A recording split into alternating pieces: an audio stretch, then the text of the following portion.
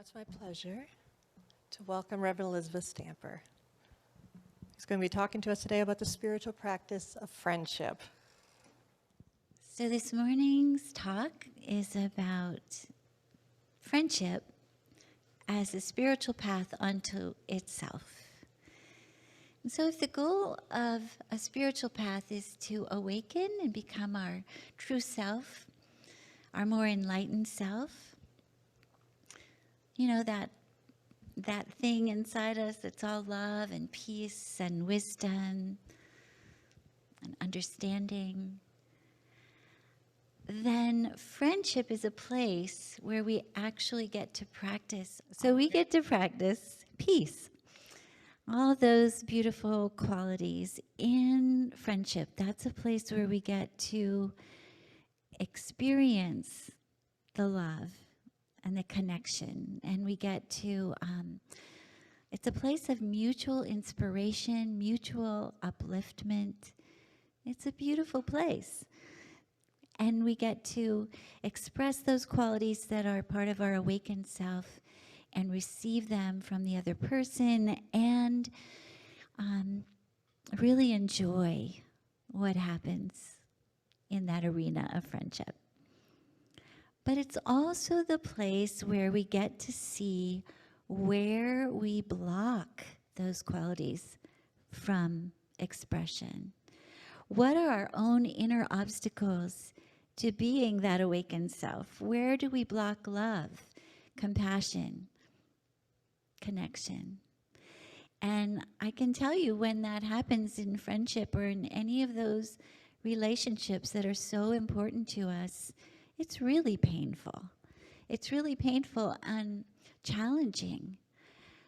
So that's why, again, friendship is a spiritual path, because a spiritual path is there to challenge us and help us grow. Look inside, find those impediments of our own making, right? Somewhere in our own history they came along, and own it, and then do that work of release.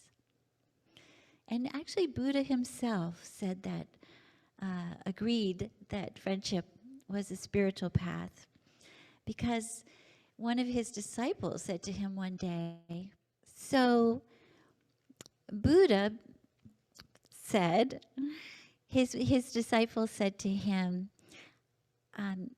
Lord, is not friendship at least half of the spiritual life? And the Buddha said, no, not so, Ananda, not so. It is the entire spiritual life. So I want to share a story with you that I believe illustrates all the qualities of being a good friend and might help us figure out how to get there. So about 20 years ago, a little over 20 years ago, I was in a seminar led by the conductor of the Boston Philharmonic Orchestra, Ben Zander, and he still is that conductor. And this was a really wonderful, wonderful seminar. It was at the State of the World Forum in New York City, week-long event, very powerful, year 2000. But in this particular seminar, he'd given most of his presentation, and just towards the end, he invited a young man to come up onto the stage with him. And this young man was a cellist. He'd been recruited from the Juilliard School of Music and he'd just been told, come prepared with a piece of music to play, and that's all. And so Ben Zander invites him to come up on stage with him. They'd never met before. And they make a little small talk, and then Ben invites the young man to sit down and play.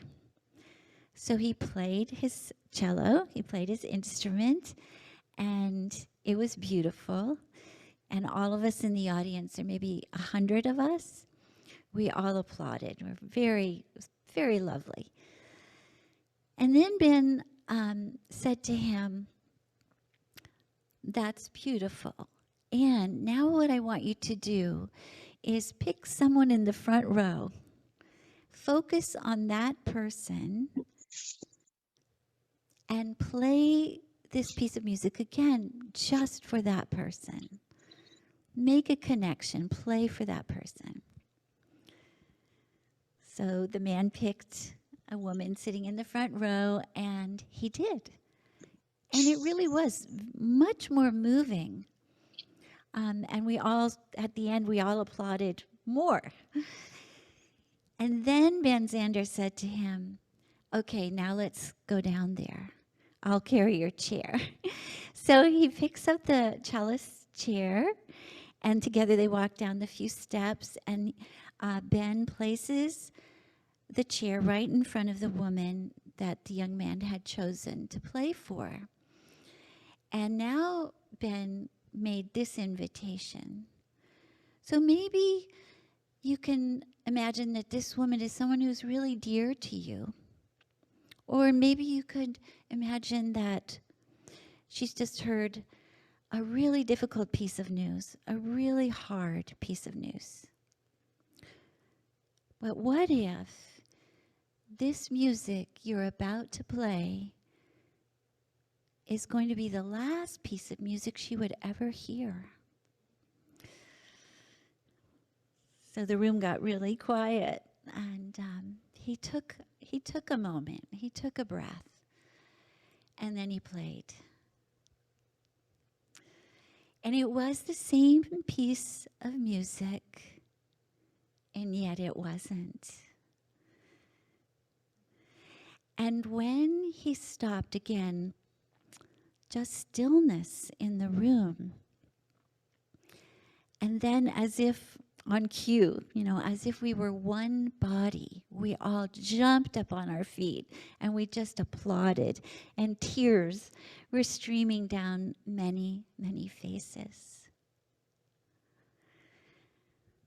So how did Ben Zander coach this young man to perform in that way? How did he evoke that powerful, completely heartfelt music to come out of this young man who obviously, when he walked up on the stage in front of a world-famous conductor, he's got to be nervous, right? Self-conscious. So let's just say that there's the technical piece where Ben Zander has spent a lifetime immersed in music and a lifetime coaxing and encouraging beautiful, gorgeous music out of his orchestras, out of his students. So he knows how to do that. And then there's the young man. He's probably played the cello hours and hours every day for years and years and years. So the technical skill, the young man has the music in his body, in his hands, in his fingers, so he doesn't have to think. Practice, practice, practice. But then there's the emotional and the spiritual part of what just happened. So I believe that there are 3 qualities that are involved in being able to be Ben Zander in that moment, putting the technical part aside, to be a good friend in any moment in our life. And these 3 qualities, I'm sure there are many more, but I've distilled them for today into open presence, deep listening, and reflective responding. So I want to talk a little bit about those 3 qualities. And I do believe that they're already in us. I believe that we are born with these innate capacities to be really open-hearted, present, awake, alive, connected, centered, full of faith. They're already in us. But we can also practice them and enhance those skills, enhance those qualities, allow them to show up more in our lives through our intention. We got to want them to show up more, right? Or we won't practice. So let's talk about open-hearted presence. When's the time when you feel the most present and the most in your heart space, the most connected to yourself? And just take yourself to that for a moment. We feel safe, we feel comfortable. But what if we wanted to practice open-hearted presence? What do we do then? Mindfulness is in itself a practice of being present. So be mindful. Where am I? What's going on? What's happening in my body? Quiet the mind and just be here. Be present. All the way down to your toes. So don't just think about that, but join me. Be present.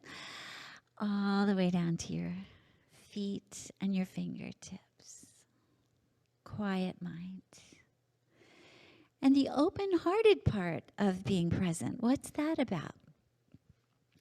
I also think that being open-hearted is a skill we can practice. One of the meditations that I do sometimes, if I want to send love to someone, I don't want to worry about them, I just maybe want to enjoy thinking about them, beautiful friendship. I breathe into my heart, filling it up with love, and as I exhale, I imagine that I'm just extending that love out. So you all want to do that with me right now? So your heart is already connected to Source. You don't have to make that happen. So as you breathe into your heart, if you like, imagine that you're filling your heart up with love, direct from Source. And then as you exhale, choose anyone, maybe someone in the room, someone you care about, someone who's having a hard time. And then as you exhale, just radiate, send that ray of love to them. And you keep doing this, well, it's going to I think it will improve the lung capacity, breathe in, but also help us feel more connected to our heart center, which is a resource for us and for the world, really. So that's open-hearted presence. And then I want to talk about deep listening for a moment. So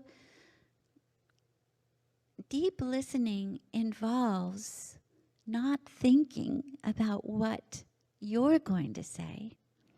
We've all heard that a million times.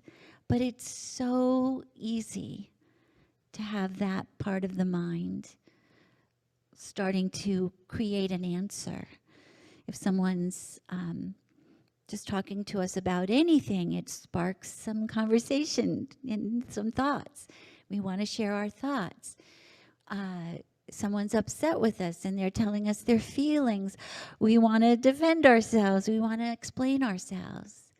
So deep listening involves notice where your mind goes. Take a breath and let that go. Let that inner conversation, let that response go. And just listen as if you had to repeat back to this person what they were telling you. That it was really important that you get it right. So you really deeply listening to remember. Remember how you used to take notes in school? So what happens when we don't deeply listen? What we'll do is often just respond like a reflexive automatic response. And like I said, it could be just sparking some thoughts of our own, or we could go into defending ourselves or explaining ourselves. If we do what we were probably programmed to do, we will not make the conversation better. We will not deepen the relationship. We will often, if there's conflict involved, we'll make the conflict worse.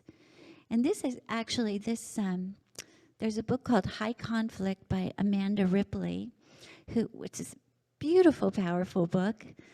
And she says in there that high conflict says that the most intuitive thing you can do in a conflict situation will most likely make it worse. Why is that? So this brings us to the third quality we can practice, which is being in a space where you can respond with reverence, with curiosity, very skilled responding, and this reflective responding. So when I say reflection, think of a mirror. You're in front of a mirror, you look at the mirror, you see your reflection. So all of us do conscious mirroring, and we do unconscious mirroring. So the conscious mirroring is when I see somebody and I really want to be like them, or I want to reflect back to them some feeling of like I'm seeing their inner self, I'm seeing their light. I want to reflect that back to them. And that can be a conscious reflecting, conscious, intentional mirroring for that person. They're saying something that's really important to them or that's difficult for them, and they might have a lot of emotion. And if I can reflect it back in a way, like, I hear you saying this, I get why you would feel that way. Did I understand you right? I'm reflecting back consciously what I think I heard them say with empathy. Oh, I get that. I understand why you feel that way. The unconscious mirroring is, when that quote that I just gave you from the High Conflict book was said about our intuitive response. A lot of times we get this message, oh, listen to your intuition or follow your gut. But I think in this case, what they're talking about is that conditioning that's already in you to your first impulse to respond will come from how you were raised. Because as we're growing up, our little brains are fertile fields. They are mirroring everything they're watching. There's a line in a beautiful poem by William Wordsworth that talks about the child whose vocation is endless imitation, whose whole vocation is endless imitation. Does anyone know that poem? Yes. First romantic poem I ever fell in love with in college was that poem. So when we're young, we're watching and we're taking it all in with no filters. No filters. So we see how mom and dad or the grown-ups around us are talking to each other or arguing or giving each other the silent treatment, or we watch what they're doing and our brain goes, this is what you do. Those patterns are just laid down. And so we are creatures of our conditioning. And that's why we have to actually work to return to that original nature, that is that innocence and that compassion and curiosity. We have to work to overcome the conditioning that happened because of the unconscious mirroring. Does that make sense to you all? And that's why intention is so powerful here. And also what we have on our on our side is time. Slow every conversation down. Take a breath. Listen while you breathe. Slow the conversation down. Notice what your conditioned mind wants you to say or wants you to do, and let it go. And in every situation, whether it's with a good friend, our partner, someone whose politics we don't agree with, our children, our parents, in our conversation with Mother Earth, let's talk less and listen more. Let's take deep breaths. And this is another gift that we can give, in that being present with another person. And I believe that Ben Zander also illustrated this, that if my nervous system is calm, thank you all for helping me get there. If I feel calm and centered, and my nervous system isn't jacked up, then I have so much more ability, capacity in that moment to help you calm your nervous system. I have so much presence.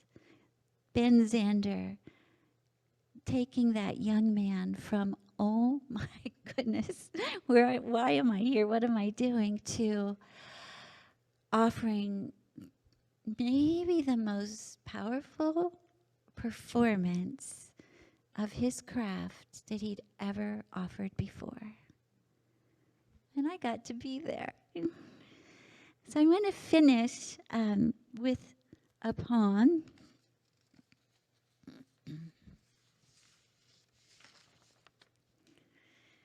You know, all the things that I'm saying about friendships really do apply to all of our relationships.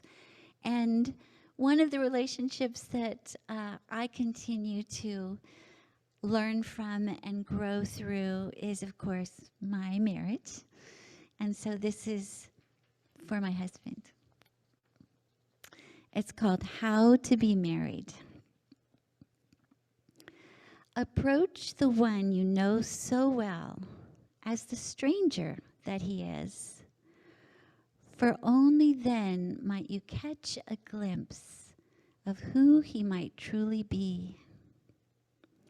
Touch the one who's so familiar as the holy beast she is, for only then might love surprise you with its wild truth again. Listen as if to a foreign tongue, and lean in to understand. Kneel to earn this deep soul's trust with a gentle mind and hand. Listen from your quiet innocence, knowing it never ends, and bow to the grace of love that flows when your stranger is also your friend. Thank you.